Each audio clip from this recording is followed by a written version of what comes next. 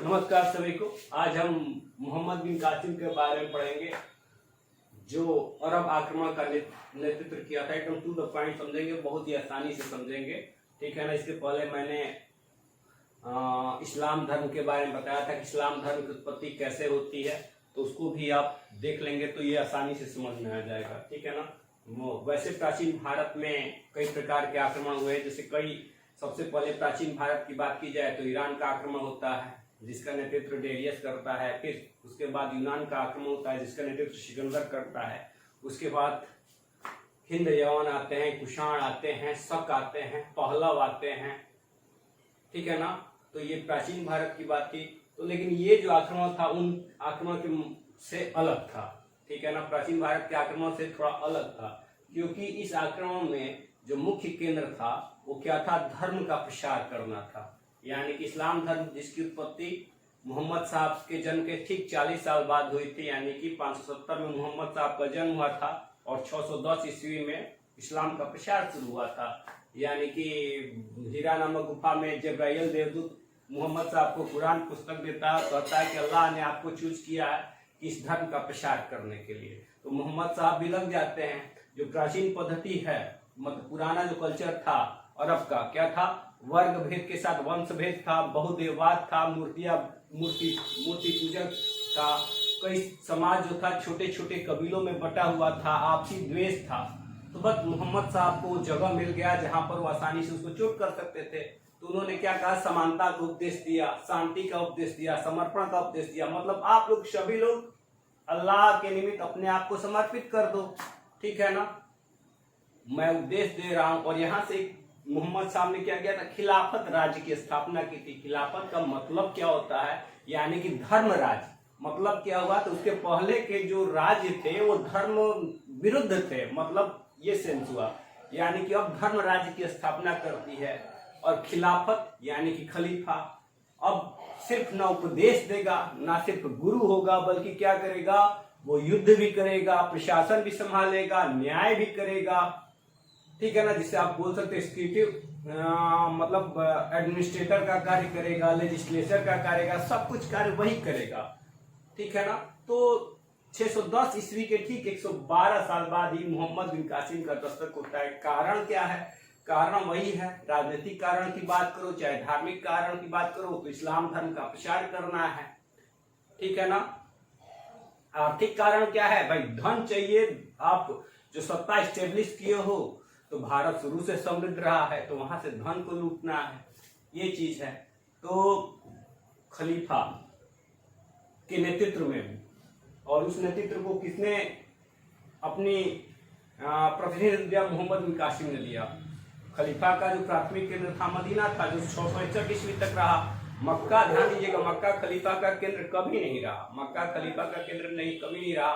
तो मदीना केंद्र के बाद जो खलीफा का केंद्र बनता है वो दशमिक बनता है। दशमिक यानी कि सीरिया, आज का सीरिया केंद्र बनता है। और वहां पर जो खलीफा नेतृत्व कर रहे थे उसे उमैयद खलीफा बोलते हैं। क्या बोलते हैं, उमैयद खलीफा बोलते हैं। और ये उमैयद खलीफा के नेतृत्व में ही ये भारत पर आक्रमण हुआ। और इस आक्रमण की जानकारी कैसे मिलती है, इस जो अरब आक्रमण की जानकारी कैसे मिलती है, चचनामा से मिलती है, जिसका लेखक आज तक नहीं पता है कि चचनामा वास्तव में लिखा किसने, ठीक है ना।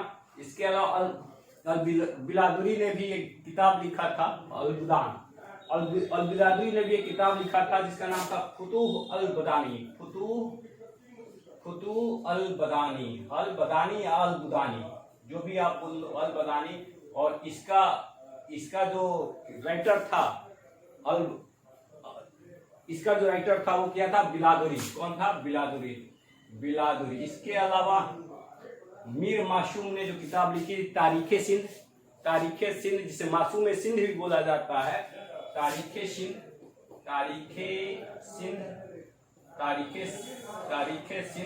जिसे मीर मासूम भी बोला जाता है। इसकी रचना किसने की थी, मीर मासूम ने की थी। तो इस किताबों से क्या होती है, जानकारी मिलती है किसकी, मोहम्मद बिन कासिम ने भारत पर आक्रमण किया था, ठीक है ना। उमैयद खलीफा के नेतृत्व में आक्रमण हुआ था। तो उमैयद खलीफा में ईरान का जो गवर्नर था उसका नाम था अल हज्जाज। ईरान का गवर्नर था अल हज्जाज। अल हज्जाज का जो भतीजा था वही क्या था, अल हज्जाज का जो भतीजा था वो आपका मोहम्मद बिन कासिम था, भतीजा था जो मोहम्मद बिन कासिम था। ठीक है ना। तो ये 712 ईस्वी में आक्रमण हुआ था। कब हुआ था? 712 ईस्वी में।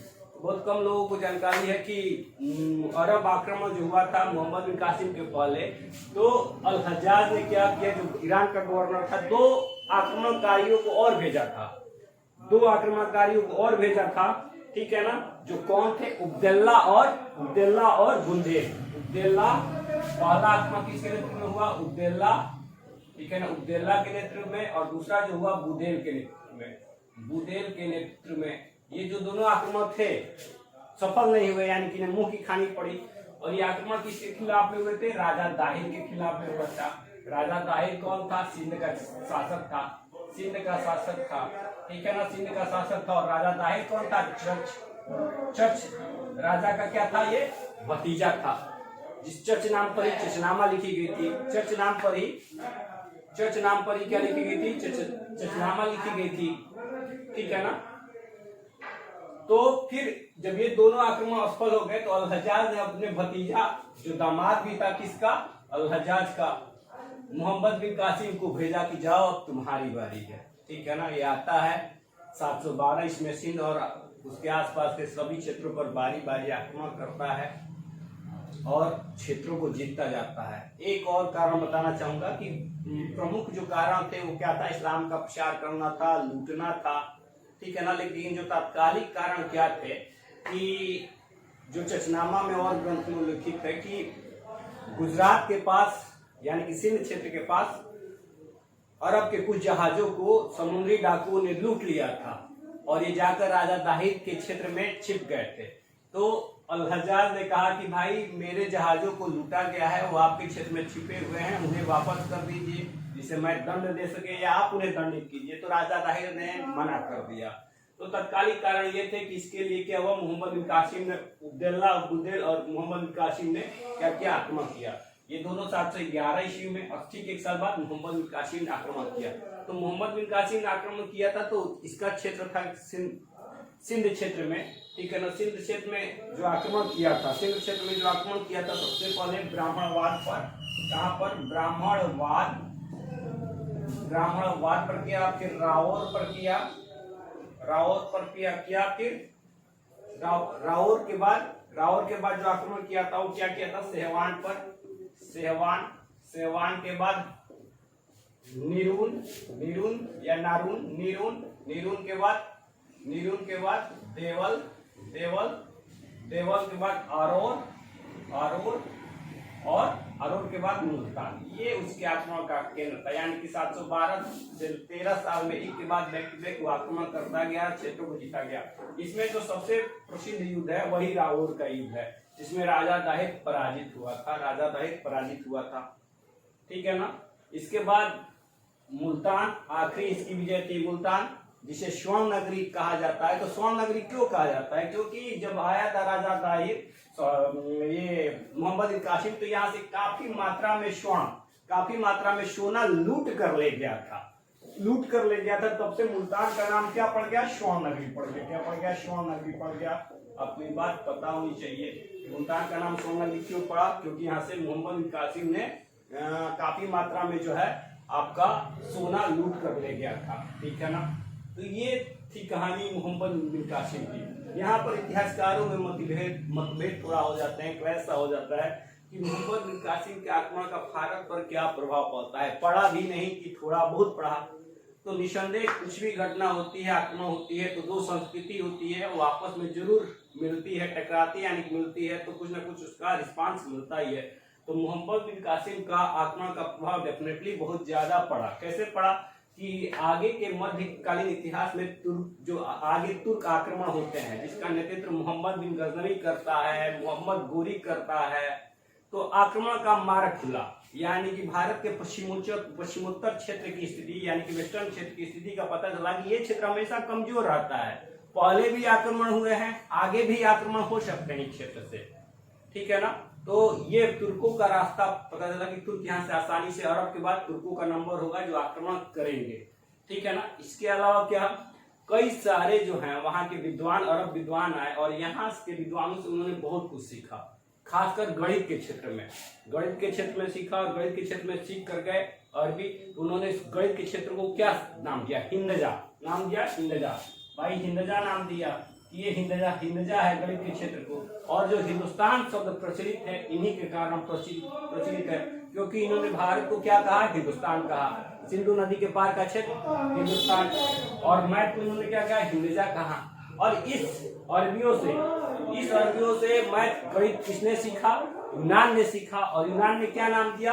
अरब न्यूमेरिकल्स नाम दिया इस हिंदजा को, ठीक है ना। यानी कि भारत से मैथ गणित हिंदजा अरब पहुंचा, फिर अरब से यूनान पहुंचा, ठीक है ना। इसके अलावा कई सारे ग्रंथ जो थे अनुदित हुए, ठीक है ना। जैसे पंचतंत्र, काफी प्रसिद्ध पुस्तक है पंचतंत्र, जिसे अनुदित किया गया, ठीक है ना, कलीला। अरबियों ने अनुदित किया कलीला ए दमन के नाम से। इसके अलावा भास्कराचार्य का ब्रह्म सिद्धांत खंड का